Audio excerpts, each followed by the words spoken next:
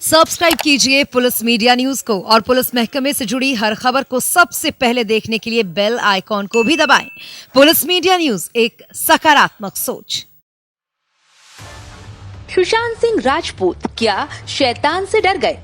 क्या उन्हें शैतान का खौफ सताने लगा था?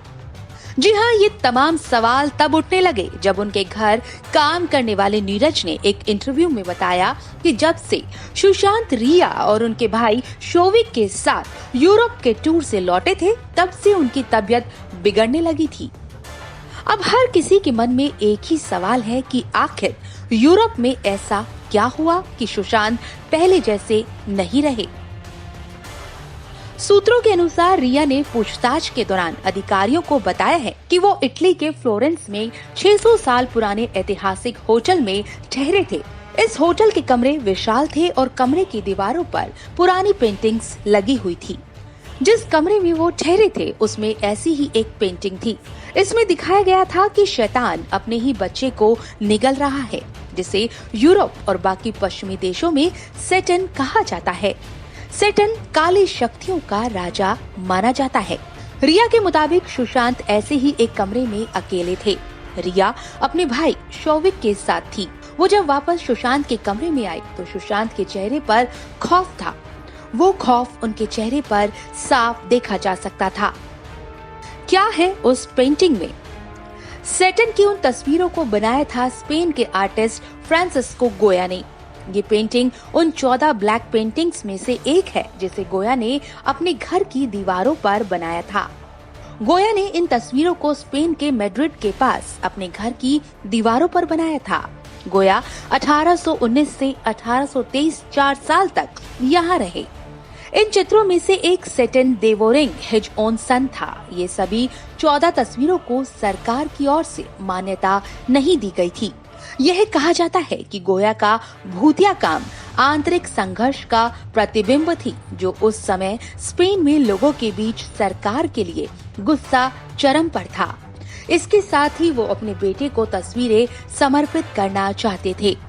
लेकिन अब सवाल ये है कि कहाँ है अब ये पेंटिंग्स? तो बता दें कि गोया की 14 ब्लैक जनता के लिए नहीं थी, लेकिन बाद में इन तस्वीरों को लोगों के लिए खोल दिया गया।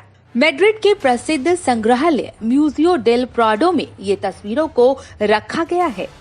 रिया के मुताबिक उस रात वो और शोविक सुशांत के ही कमरे में सो गए। सुशांत को बार बार उस पेंटिंग को लेकर भ्रम होने लगा। वहीं रिया ने उन्हें शांत करने के लिए कस कर पकड़ कर रखा था। वो बार बार उसे समझाती रही कि ये सब कुछ भ्रम है और उसके सिवाय कुछ भी नहीं। इसके बाद रिया का कहना है कि वो ऑस्ट्रेलिया में नशे की लत छुड़ाने वाले एक सेंटर में गए, लेकिन सुशांत की तबीयत ठीक नहीं लग रही थी और वो वहां से भी निकल गए। उन्हें 2 नवंबर को लौटना था, लेकिन वो 4 दिन पहले ही भारत लौट आए। रिया के मुताबिक भारत लौटने के बाद सुशांत बेहद थका थका महसूस करते थे और कई घंटे तक चुपचाप बैठे रहते थे। धीरे धीरे सुशांत की हालत बिगड़ने लगी। रिया का कहना है कि वो अचानक चीखने चिल्लाने लगते थे तो कभी कभी रो पड़ते थे। सुशांत में आए इस बदलाव को उनके कुक अशोक ने भी महसूस किया था। रिया ने पुलिस को बताया है कि सुशांत को अपनी मानसिक हालत के लिए दवा लेनी पड़ी। वहीं मुंबई पुलिस अधिकारियों ने दावा किया है कि सुशांत बाइपोलर डिसऑर्डर से पीड़ित थे। रिया ने पुलिस को अपनी सफाई में ये भी कहा है कि वो लगातार सुशांत की देखभाल कर रही थी, लेकिन उसकी देखभाल करते करते वो भी डिप्रेशन में चली गई। रिया का कहना है कि 8 जून को सुशांत ने उससे कहा कि वो अपने घर लौट जाए। रिया का दावा है कि खुद अपने लिए भी उसने मनोचिकित्सक से अपॉइंटमेंट ली थी। 8 जून के बाद से वो अपने कमरे से बाहर नहीं निकली जब तक कि उसे 14 जून को सुशांत की मौत की खबर नहीं मिली। रिया का ये भी दावा है कि सुशांत ने 10 जून को शोविक को मैसेज भेजा था और उससे पूछा था कि रिया कैसी है। ये रिया का पक्ष है, जबकि सुशांत का परिवार सवाल खड़े करता है कि रिया के जिंदगी में आने पर ही सुशांत को डिप्रेशन क्यों हुआ।